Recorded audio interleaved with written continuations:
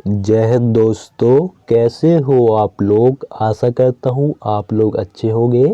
जैसा कि आप स्क्रीन पर देख रहे हो, यह पेपर एसएससी जीडी का प्रीवियस ईयर का पेपर है। यानी जो आपकी पिछली भर्तियाँ एसएससी जीडी की निकली हुई थी उसका ये पूरा आंसर की है। तो आज हम हिंदी के सेक्शन को या हिंदी के पार्ट को सॉल्व करने वाले हैं। इसके अलावा कुछ प्रीवियस ईयर के पेपर मैं पहले ही सॉल्व करवाया हूँ। अगर आप वो देखना चाहें तो वीडियो प्लेलिस्ट पर जाकर देख सकते हैं। ये आप देखिए सेक्शन पार्ट डी हिंदी। तो चलिए दोस्तों वीडियो स्टार्ट करते हैं।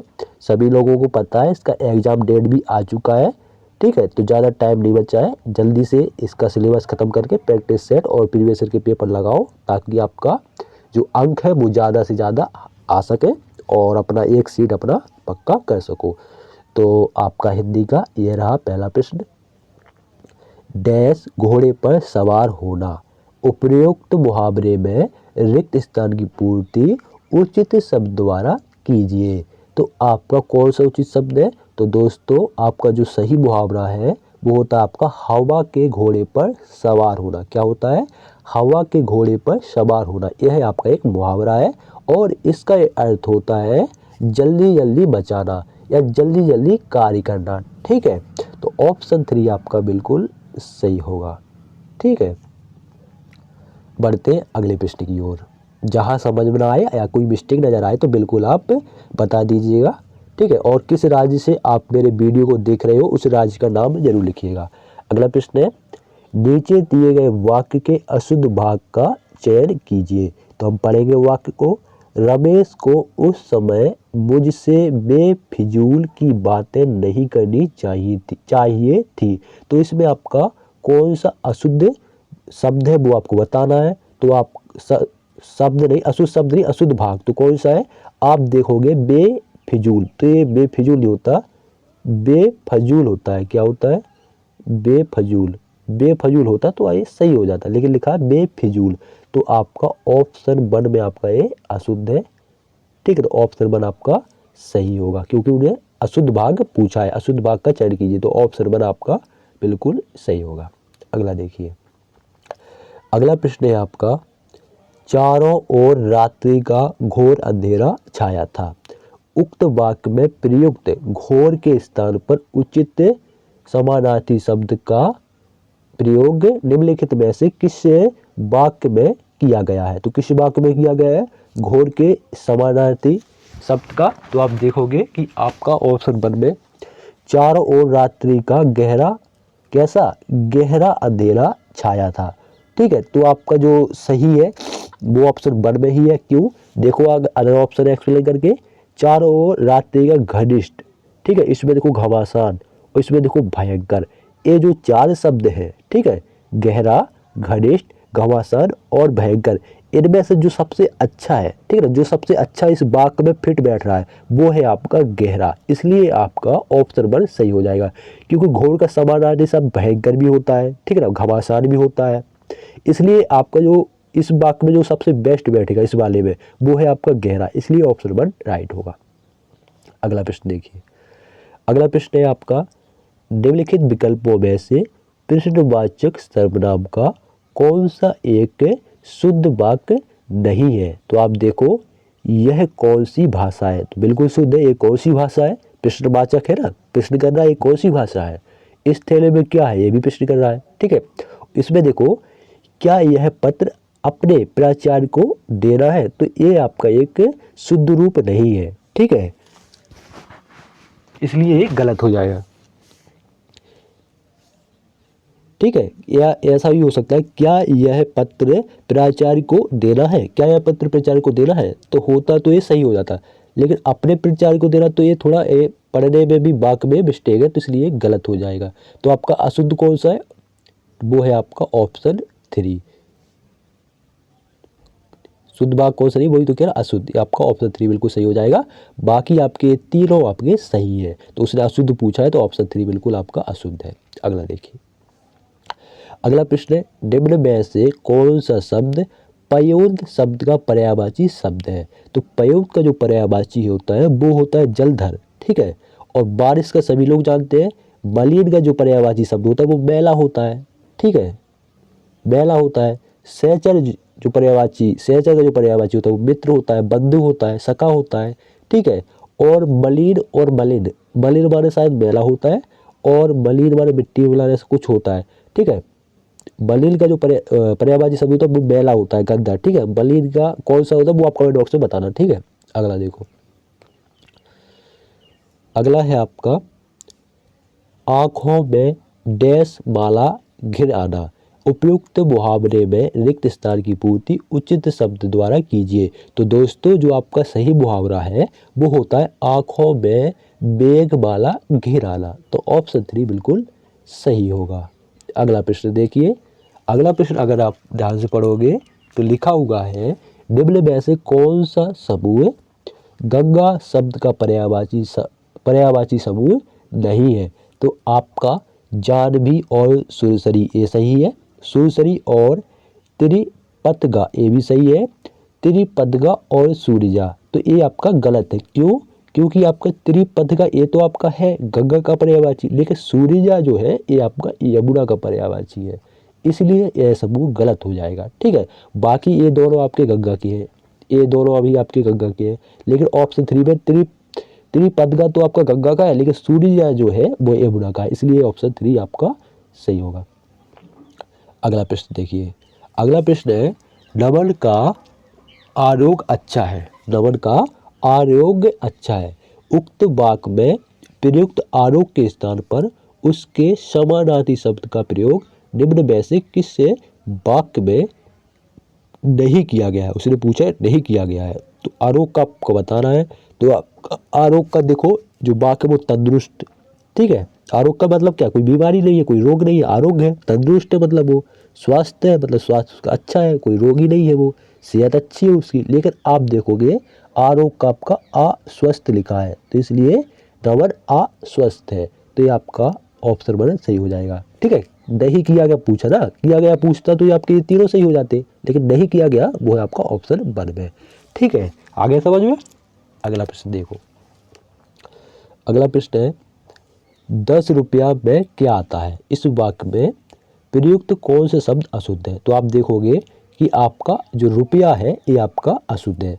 10 रुपये में क्या आता, रुपये होता तो शायद सही होता, लेकिन रुपया लिखा है इसलिए गलत हो जाएगा। तो ऑप्शन 2 बिल्कुल आपका सही होगा, ठीक है, क्योंकि उसने अशुद्ध पूछा है। अगला देखिए, निम्नलिखित विकल्पों में से कौन सा एक वाक्य संकेतवाचक सर्वनाम का नहीं है। संकेतवाचक सर्वनाम का नहीं है, तो पढ़ेंगे हम, नदी में पानी नहीं है, ठीक है। क्या कह रहा है, नदी में पानी नहीं है, तो इसमें कहीं भी उसने संकेत नहीं किया है, कहीं इसमें संकेत नजर आ रहा है कि नदी में पानी नहीं है। ये पूछता कि उस नदी में पानी नहीं है, तो ये संकेत जाता है कि उस नदी में नहीं है, तो इसलिए आपका ऑप्शन वन सही होगा। और अगर आप अदर ऑप्शन एक्सप्लेन करोगे, जैसे ए मेरी पुस्तक है, तो उसे संकेत किया कि ए किसकी पुस्तक है, मेरी, तो संकेतवाचक हो गया, ठीक है। इसमें देखो यह लड़का इस कक्षा का मॉनिटर है, कौन सा, यह लड़का, वह है आदमी। तो इन सभी तीनों जो ऑप्शन दिए गए इसमें सब आपका संकेतवाचक सर्वनाम है, लेकिन आपका ऑप्शन वन में नहीं है, इसलिए ऑप्शन वन सही होगा। अगला देखो, निम्नलिखित वाक्य में रेखांकित खंड के स्थान पर प्रयुक्त होने वाले सबसे उपयुक्त विकल्प का चयन कीजिए। तो देखो, बच्चों को काटकर आम खिलाओ, बच्चों को काटकर आम खिलाओ, तो ये आपका कहाँ पर है, ये तो आपका नहीं होगा ना, आपको पढ़ने में बेकार लग रहा है। बच्चों को काटकर थोड़ी ना, बच्चों को आम काट कर खिलाओ, तो ऑप्शन 3 बिल्कुल सही होगा कि बच्चों को काटकर आम खिलाओ। यार गंद है, तो आपका ये तो वैसे भी बेकार लग रहा है पढ़ने में ही, तो बच्चों को आम काट कर खिलाओ, तो ऑप्शन 3 बिल्कुल आपका सही होगा। बाकी आप खुद देख लो, इस तीनों गलत हो गए। अगला देखो, कहीं कहीं तो इतना सरल पूछ लेता है, कहीं कहीं ऐसा पूछता है कि समझ में नहीं आता कि किस ऑप्शन में आपका लगा है। अगला देखो, निम्नलिखित में से शुद्ध वाक्य का चयन कीजिए। तो पढ़ेंगे हम वाक्य को, सीमा को 5 बहनें हैं, सीमा को 5 बहनें हैं, सीमा की 5 बहनें हैं, ऐसा होता है सही हो जाता है, लेकिन ये गलत है, 5 बहनें हैं। सीमा को, ये आपका को आ गया ना, इसलिए गलत हो जाएगा। सीमा बहनें हैं 5, तो ये भी आपको उल्टा सीधा उसने धर दिया, तो ये भी गलत हो जाएगा। सीमा की 5 बहनें हैं, तो ये आपका बिल्कुल सही है। देखो बहनें 5 है सीमा की, तो ये भी आपका गलत है, इसलिए ऑप्शन 3 बिल्कुल सही होगा। ये आसान है, ठीक है ना, कहीं कहीं आसान है, कहीं कहीं थोड़ा कठिन है। कठिन ज़्यादा नहीं पूछता है एसएससी जीडी में, आपके एक आध दो प्रश्न एक आध दो ऐसे देखने को मिल जाते हैं किसी किसी प्रीवियस ईयर में जो कठिन होते हैं। अगला देखो, मैं परिवार के दिन मैं रविवार के दिन तुम्हारे घर आऊँगा। वाक्य में रेखांकित वाक्य खंड के स्थान पर उचित वाक्य खंड या शब्द का प्रयोग करें। तो जो आपका एक के दिन है इसके स्थान पर कौन सा सबसे बेस्ट बैठेगा, जैसे कि मैं रविवार या तुम्हारे घर आऊँगा, तो ये बिल्कुल गलत हो जाएगा। मैं रविवार मैं तुम्हारे घर आऊँगा, तो ये थोड़ा सही नहीं लग रहा। मैं रविवार के तुम्हारे, ये तो बिल्कुल बिल्कुल सही नहीं लग रहा। दूसरा देखो, मैं रविवार को तुम्हारे घर आऊँगा, तो ऑप्शन 4 आपका बिल्कुल सही लग रहा है, इसलिए ऑप्शन 4 बिल्कुल सही होगा। अगला देखो, जो इतिहास से संबंध रखता है वाक्यांश के लिए एक शब्द डैश है। तो दोस्तों जो इतिहास से संबंध रखता है वो ऐतिहासिक कहलाता है। क्या कहलाता है? ऐतिहासिक। तो ऑप्शन 4 आपका बिल्कुल सही होगा।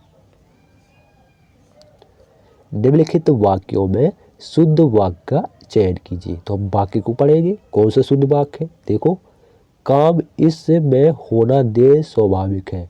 काम इसमें होना, यहाँ ये मिस्टेक नजर आ रही है इसलिए गलत हो जाएगा। दूसरा देखो, इस काम में देरी होनी स्वाभाविक है, ये थोड़ा सही है। और देखो, इस काम को देर होना स्वाभाविक थी।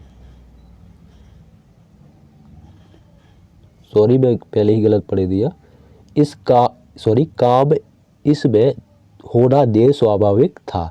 तो आपका यहाँ देखो ये मिस्टेक आ रहा है, आ रहा नहीं, तो इसलिए गलत हो जाएगा। दूसरा देखो, इस काम में देरी होनी स्वाभाविक थी, ठीक है, ये थोड़ा सही लग रहा है। तीसरा देखो, इस काम को देर होना स्वाभाविक थी।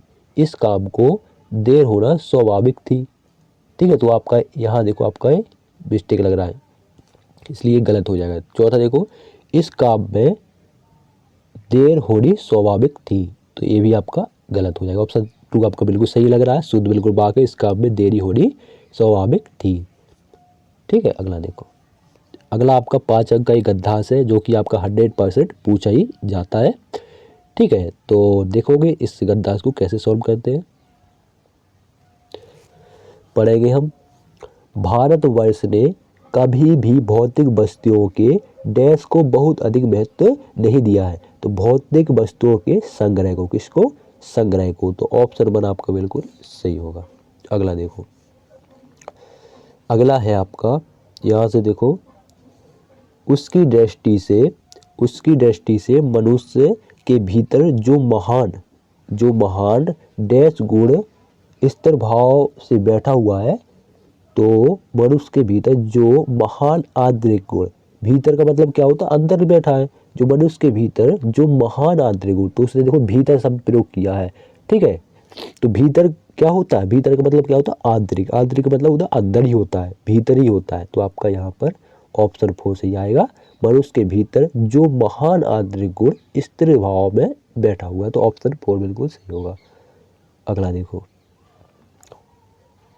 अगला है, वही चरम और परम है। लोभ मोह काम क्रोध आदि विचार मनुष्य में डैश रूप से विद्वान रहते हैं। किस रूप में? स्वाभाविक रूप से विद्वान रहते हैं। तो ऑप्शन 4 आपका बिल्कुल सही होगा। अगला देखो, अगला है आपका यहाँ से, पर उन्हें प्रधान शक्ति मान लेना और अपने मन तथा बुद्धि को उन्हीं के सारे पर छोड़ देना बहुत बुरा आचरण है। क्या है? आचरण। ऑप्शन 2 बिल्कुल सही होगा। कार्य है नहीं, तरीका नहीं, क्या है? आचरण। अगला देखो, अगला और आखिरी, भारतवर्ष ने कभी भी उन्हें उचित नहीं माना, उन्हें सदा डैश के बंधन से बांध कर रखने का प्रतिज्ञा। किसके? संयम के बंधन से, ठीक है। तो ऑप्शन 2 बिल्कुल आपका सही होगा। तो दोस्तों ये थे आपके एसएससी जीडी में पूछे गए हिंदी के प्रश्न, और आपको समझ में आया होगा तो हिंदी के प्रश्न पर आपका ऐसा पूछा जाता है। तो वीडियो कैसा लगा कमेंट बॉक्स में जरूर बताएं, और ऐसे ही एसएससी जीडी के प्रतिदिन आपके प्रीवियस ईयर के पेपर चलेंगे, जो कि मेरे पास 2021, 2022 और 2019 के हैं। तो अगर आप वो देखना चाहें तो चैनल को ज़रूर सब्सक्राइब कर लें। और एक चीज़ और, जैसे भी आपकी न्यू वैकेंसी निकलती है तो उसका नोटिफिकेशन भी आप सबसे पहले देख सकते हो। तो मिलते हैं किसी नेक्स्ट वीडियो में, तब तक के लिए।